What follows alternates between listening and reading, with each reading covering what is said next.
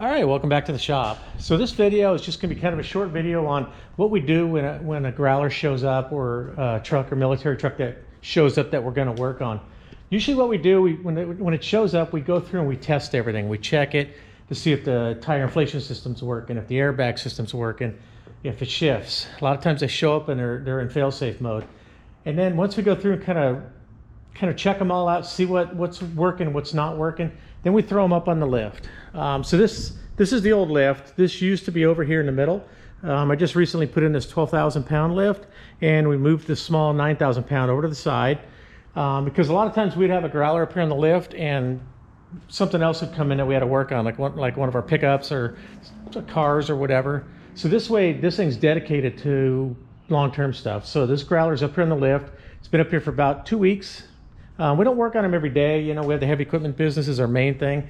We get a lot of other stuff that we do, and we work, these things get about 2 days a week on them usually, sitting up here in the shop. So when we get it up on the lift, we pull off all the wheels, we pull the belly pans off, and we can really get up inside here and look and see what we have. If you look at this one, so the CV boots are in really good shape, but you could tell we didn't do these. These had already been done by the previous owner, so we didn't really have to touch those.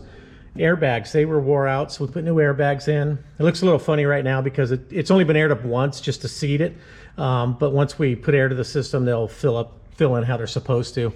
While we're in here, we can check out the suspension components. We can check out the steering. This has the iCube update, so it's already got the new style steering, so we don't have to worry about checking to see if the rack's broken or if it's leaking. We check out the steering metering unit. All that's good. It's not leaking. The hydraulic pump and the vacuum pump, they look good. They're not leaking. Then we kind of go on and we'll check out the control arm bushings. Those look good. We'll look at the ball joints. These look good. This growler actually was, the guy that owned it was already doing a lot of the stuff to it. And he contacted me because he had issues with the rear differential. And then in our communications, he decided he wanted to sell it. So he asked me if I found a buyer if I could find a buyer for it. So I did.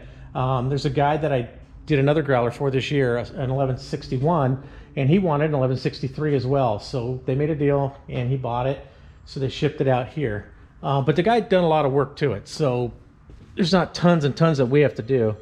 Another thing we look at is the brakes. We check out all the brakes. And we look at the anti-sway bar. We look at the brackets for the anti-sway bar. We check out the sensors for the air ride control. Check out the exhaust. Look at the water pump. Make sure it's not leaking. Coming around the back, we do the same thing. We've got the same anti-sway bar. These rear ones do break, and this actually is the lighter duty one. They were replaced later with a heavier duty one, but these ones are fine. Alex is already in the process of adding a front air tank drain cable to it. He's got that hooked up. He's just got to hook up this end of it. We'll check out the ball joints. We got a new airbag. This one we've got to do some work on the differential because that CV cup is stuck in there, so we've got to fix that. We're going to take care of all that, and then we'll reinstall it. We'll come back, we'll check out the air dryer, make sure all that's working. Make sure that the air tank drain is good on the rear air tank. Make sure all the lights work. Check out the exhaust system, the rest of the exhaust system. And we check out the fuel tanks on it. We check out the fuel tank switch unit. We make sure that the tanks will switch okay. It's got 2 valves on there that when you switch it, it changes which tank it returns to, it switches which tank it draws from. And if one of those is bad, you can have issues where it'll overfill a tank or it'll do weird things. So we double check that, make sure both those valves are good. We make sure that all the fuses are in there. We make sure that that's all good and not corroded. Make sure the wipers work, stuff like that. We just pretty much go through the whole truck. And we check out the rear steer. We cut the locks if they're still welded and the customer wants them cut off. We'll cut the welds back out. We'll grind that clean. We'll paint that. We'll touch up some paint on it a little bit here and there with the caulk, but we don't paint the whole thing. But we try to make them look a lot better when they leave. But we don't do a full paint restoration or anything like that. Coming up underneath, we'll check out the parking brake. Make sure all that stuff's working right. Make sure the drive lines are straight. That's a huge one. The rear drive line on these, that's never a problem. We do make sure the U-joints are good, but it's so short and it doesn't get damaged when these guys at Gulf Planet lifted it up with a forklift.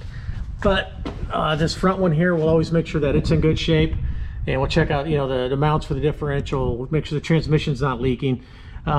We always change the fluid in the transfer case for sure because of these things sitting so long, just from temperature changes, from them sucking air in, breathing air back out as you know, as air expands and stuff.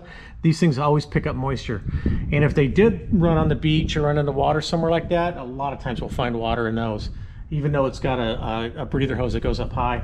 So we always change that. We check the transmission. We only change the transmission if we need to. If we're fixing a leak on here, we'll do it, or if the oil looks like it has some moisture in it, or if it smells, you know, a little burnt or something like that, then we'll change it.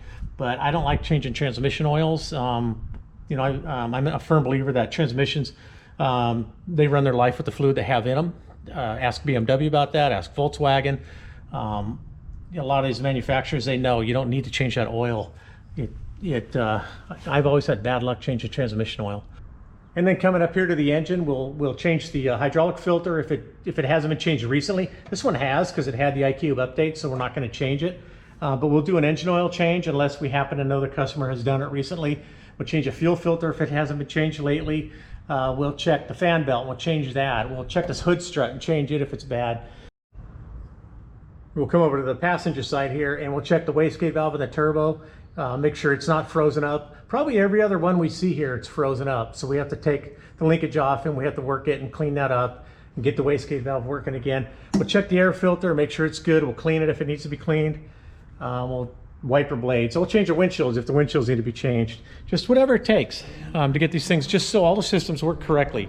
So that's kind of it. We just fix all the mechanical stuff. We fix all the systems. We want to make sure that everything's going to work for the owner. So when he gets it, he can raise and lower the suspension when he wants. The CTIS system's going to work for him. The transmission's going to shift correctly. It's not going to leak, and he's just going to be happy with it. He can just get out and play with the thing. So that's it. Thanks for watching. Please hit that like button, subscribe if you haven't already, share the video with a friend if you have someone that's interested in the military truck stuff or the heavy equipment stuff that I do. This is probably going to be next week's video. This is a brake unit, a planetary and wheel brake unit for a Cat 35-ton articulated truck, a 6-wheel drive truck. I'm going to pull this thing apart, I'm going to clean it all up, we're going to reassemble it with new bearings, check the brake discs out and do all that. I also want to show you guys this. This is new to the shop. It's only been here for a couple weeks. We've already done some work to it just to get it running. We want to get it running and so we can use it around here, but we've got stuff to do to it. We've got wheel bearings to do. We've got to fix the parking brake. It's dragging on us. We're going to go through and reservice it and do some stuff on that. So look forward, you know, in the future to some videos on this. It's an M274A2 Mule is what it is. It's got electric start. It's pretty cool, actually really cool. I've got these 2 DOFs out here, and I've also got the 2 Mungas. So we have a lot of stuff to do videos on in the future here. It's been really hot lately, so that stuff's kind of just sitting there. And of course, we want to finish up this M1163, get it done, get it to its owner. And then we have a lot of heavy equipment stuff to do. We always have components that we're rebuilding here, repairing here. And thanks for watching. Have a good day.